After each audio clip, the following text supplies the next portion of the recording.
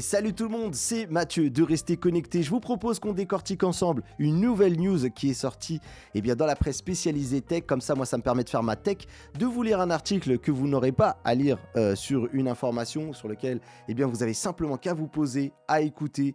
Et pourquoi pas, j'espère pour moi, en tout cas que vous aurez envie d'interagir dans les commentaires. Je fais vraiment des news exprès aussi également pour susciter de l'échange entre vous et moi dans les commentaires. Je vous rassure tout de suite, ça va pas être que ça la chaîne. On garde toujours aussi nos tournages sur les tests de produits, des tournages un peu plus travaillés, plus ambitieux, plus écrits. Mais voyez ça plutôt comme un bonus, comme quelque chose que je vous donne en plus du temps du reste des autres projets sur lesquels je travaille. Allez, je vous propose sans plus tarder qu'on passe à l'article du jour et vous l'avez vu en titre. On va regarder du côté d'iOS 18 parce que ça commence déjà un petit peu à s'agiter dans les coulisses. Et on est sur un article de tomsguide.fr. Je vous mettrai le lien de l'article en description. C'est écrit par Antoine Barsac. Donc on remercie Antoine pour cet article et on va lire ensemble. Je vais vous lire l'actualité et je vais essayer de vous faire réagir et vous dire ce que moi aussi j'en pense. Apple veut qu'iOS 18 soit sa mise à jour la plus ambitieuse et convaincante depuis des années. Apple aurait de grandes choses prévues pour iOS 18, alors que le système d'exploitation mobile n'a pas connu de mise à jour majeure depuis 2 ans. En interne, les cadres de Cupertino qualifient la future mouture d'ambitieuse et convaincante. Est-ce que ce serait grâce à l'intelligence artificielle ? Alors, Apple a de grandes ambitions pour iOS 18. C'est encore une fois Mark Gurman, le journaliste spécialiste d'Apple, qui révèle les plans de la firme à la pomme. Dans sa newsletter de la semaine dernière, il commentait longuement les résultats trimestriels en demi-teinte d'Apple, dont tous les produits, à part l'iPhone, se vendent mal. Dimanche, l'expert nous parlait d'iOS 18. Celui-ci rapporte qu'en interne, les dirigeants d'Apple qualifient le futur OS mobile d'ambitieux et convaincant. L'objectif est qu'iOS 18 arrive avec de nouvelles fonctionnalités et conceptions majeures, ainsi que des améliorations significatives en termes de performance et de sécurité. iOS 18 changerait la donne pour l'iPhone 16. Pourtant, la semaine dernière, Bloomberg rapportait que le développement d'iOS 18 et macOS 15 était en pause, Apple étant contraint de corriger de nombreux bugs sur ses OS. Malgré cette pause, l'entreprise aurait toujours de grandes ambitions pour la mise à jour logicielle de l'année prochaine, qui devrait selon toute probabilité arriver en même temps que l'iPhone 16. Ce que recouvrent concrètement ces nouvelles fonctionnalités majeures n'est pas précisé. Néanmoins, après 2 années avec des mises à jour mineures, la prochaine mise à jour changerait la donne selon Mark Gurman. En effet, la dernière véritable mise à jour majeure d'iOS était la version 14 en 2020 qui ajoutait la prise en charge des widgets sur l'écran d'accueil. Rien n'est certain, mais on parie que ces fonctionnalités majeures sont liées à l'avènement de l'intelligence artificielle IA.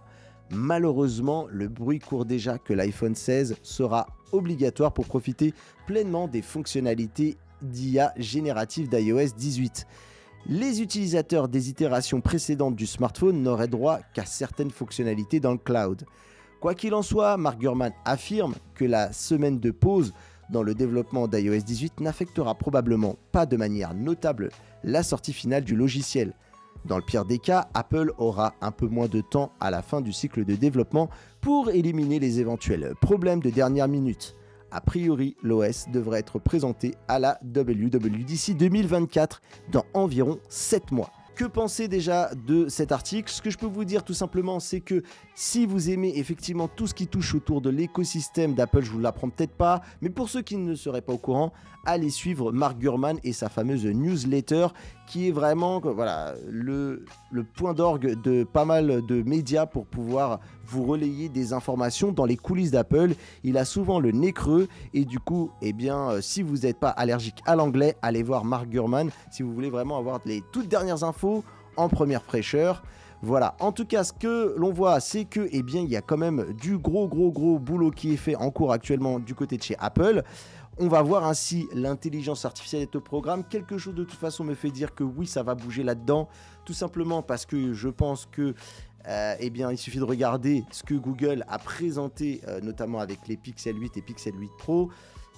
on va pas dire, voilà, ils se copient les uns les autres, ils s'inspirent en tout cas très clairement, et bien sûr Apple eh bien, aura à cœur de se mettre en tout cas au niveau face à Google. Autre chose aussi également qui, je pense, forcément devra bouger, et je l'espère en tout cas, sinon je serais quand même déçu pour les utilisateurs d'iPhone, eh bien c'est Siri. Siri qui accuse énormément de retard, qui vraiment eh bien, se débrouille très très bien peut-être en anglais, mais dès que c'est les autres langues, c'est plus compliqué. Aujourd'hui, on a toute cette intelligence artificielle comme ça qui se développe et qui vraiment est en...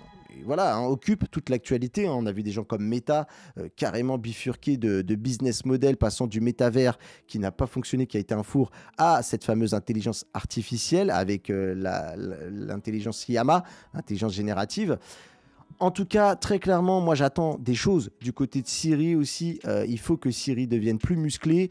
Pareil aussi, je comprends un petit peu ce qui se passe du côté eh bien, des personnes qui risquaient d'être mis de côté par rapport eh bien, aux fonctionnalités nouvelles qui vont être présentées et qui seront bien installées sur l'iPhone 16 et non pas sur les modèles précédents.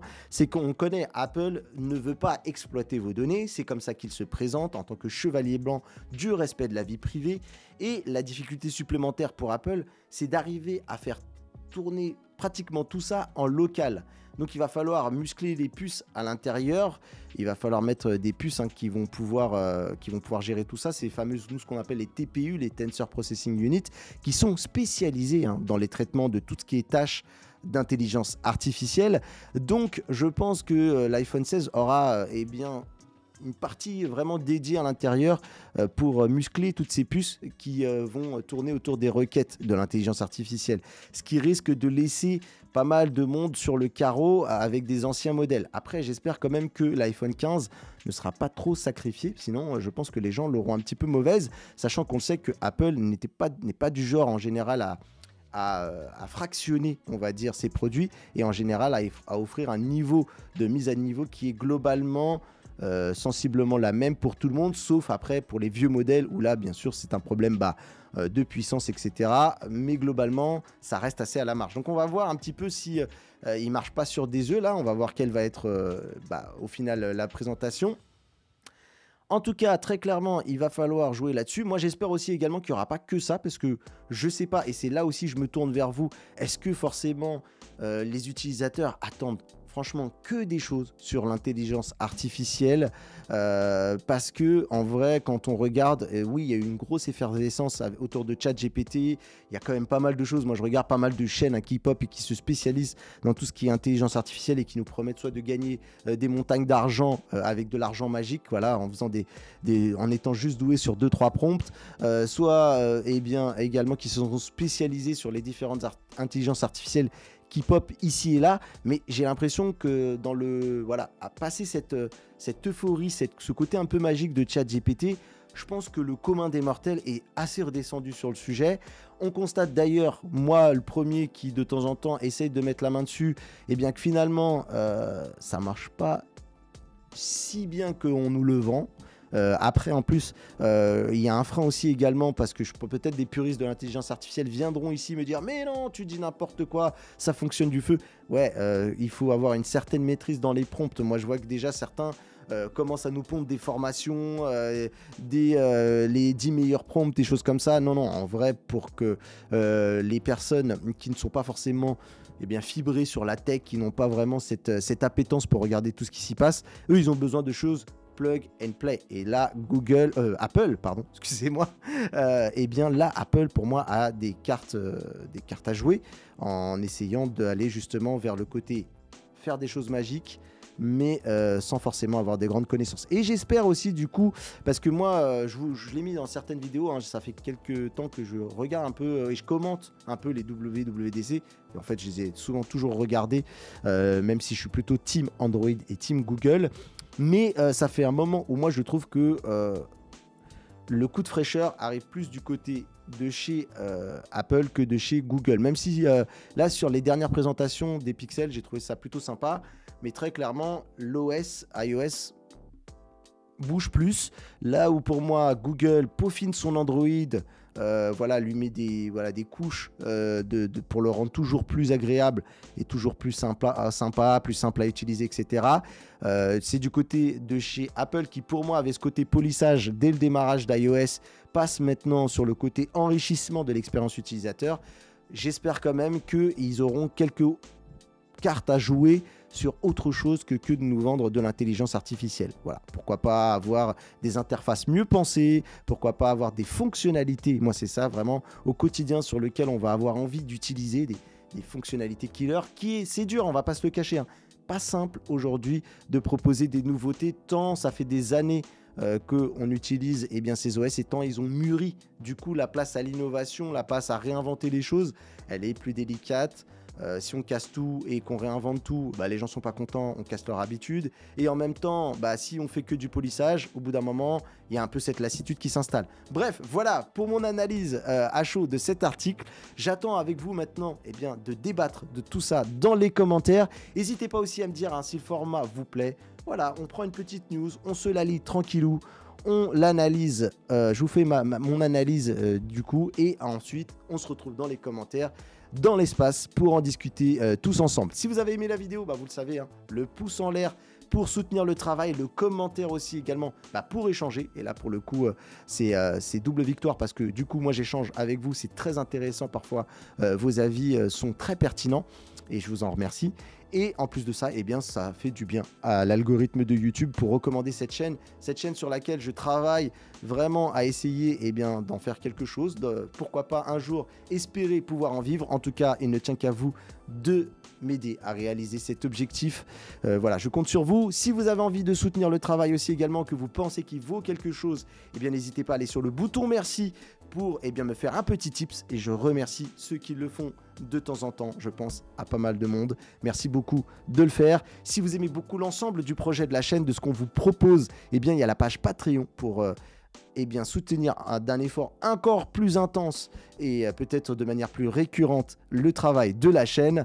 Voilà, et pour rappel aussi également, on a l'association Les Lutins du Phénix qui vient en aide aux enfants hospitalisés. Tous les liens sont dans la description. Et si vous passez par là et que vous n'êtes pas abonné, faites-le, ça coûte rien. Rejoignez l'aventure et comme ça vous mettez la petite cloche. Vous ne ratez jamais aucune des vidéos qui sort sur cette chaîne, sur cette analyse du monde de la tech, de tests de produits. Tout ça fait avec de la bienveillance et avec le sourire.